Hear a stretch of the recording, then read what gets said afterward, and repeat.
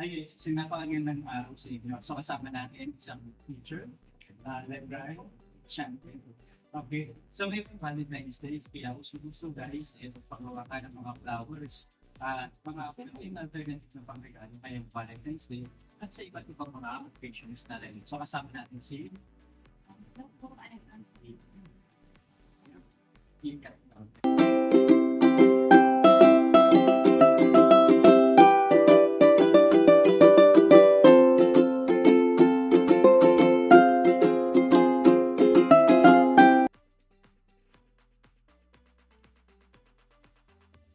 So, eto guys, nandito tayo para at magkaroon tayo ng idea. Paano ba ginagawa ito, magkano yung pupunan, at syempre magkano yung pwedeng gawing profit. Para makapag-inspire tayo dun sa ibang tao na gusto magsimula at magkaroon ng simple business. Mamahirap po bang gawin itong mga flower na ito?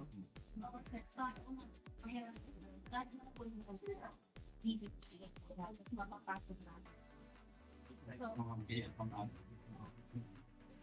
Mas marami kasi gawin yung sunflower. Sunflower na. Ito yung search mo. Ito. Mahaba siya. Pag-tikit-tikit mo, kahit kung hindi ka. So, it takes, depende po sa gagawin. It takes naman art po. Tapos, ang medyo mahal lang po sa actually, sir, in-order ko sa yan, gamit.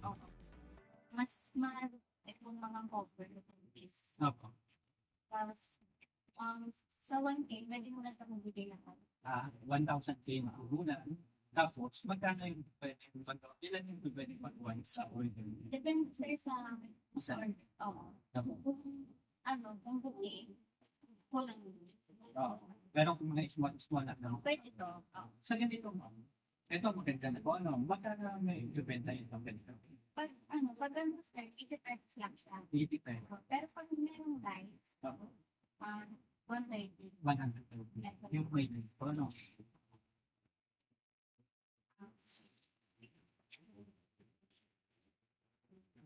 Okay. So, ito pa yung lights. May lights, 130. Tapos, ito, special is 80 pesos. So, okay ito po, ano? Sa ganito po, normally, magkano yung approximate na pupunan sa ganito na pag-create ng ganito?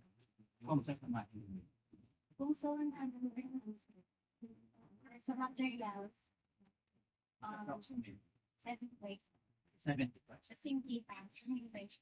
Ah, Kaya medyo malaki. so, okay na rin, ano? Ayan. So, ito pa special ito, ano? So, sa ganito ba, magkano yung price nito? Pag may paper bag na po, sir, for 380. Pero pag wala, 350. Pero ito guys, nakita na napakaganda, no? So, sa ganito ma'am, kapag 380 pesos, approximately magkano yung cabinet. Pwede kita. yung hindi na ano, sir. Oo. Kita naman, in case. Sabihin ko ba? Asa 150. 150. So, alas maganda-ganda po yung markup, ano? So, ito guys, pwede itong pag-ibenta. So, ano, ginawa siya na gano'n. So, tingnan kasi parang di bagan lang. Pero kung ibenta mo to guys sa market, is mas mahal. So, maaaring umabot ng 500 plus. Kung sa mall mo, pwede umabot ng 1 billion. So, depende sa kung saan mo ibibenta.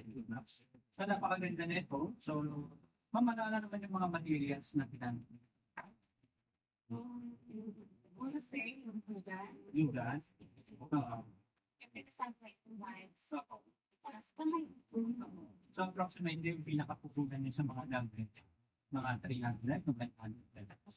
Ayan. So, ibig sabihin 1,000 na pupunan para sa materials and 350 pesos to 500 pesos na pupunan para naman din sa mga gagamitin sa mga machines. Ano? So, ibig sabihin sa halagang 1,500 pesos, pwede ka na makapagsimula, makapag-start ng isang savings business na katulad. Di ba na lang, kung mayroon ka na lang sa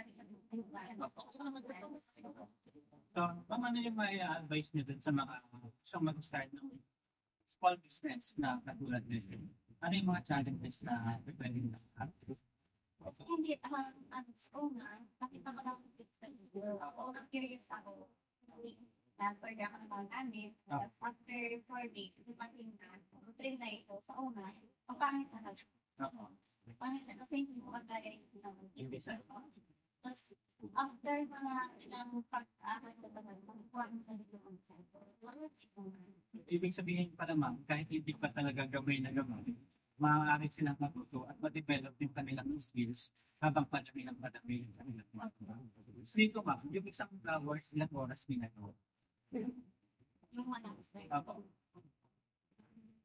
Depende sir kung rush. Kasi yan, it takes ganda ng master mo na talaga kasi ang So, ibig sabihin pala, habang tumatagal, nagiging master mo yung craft.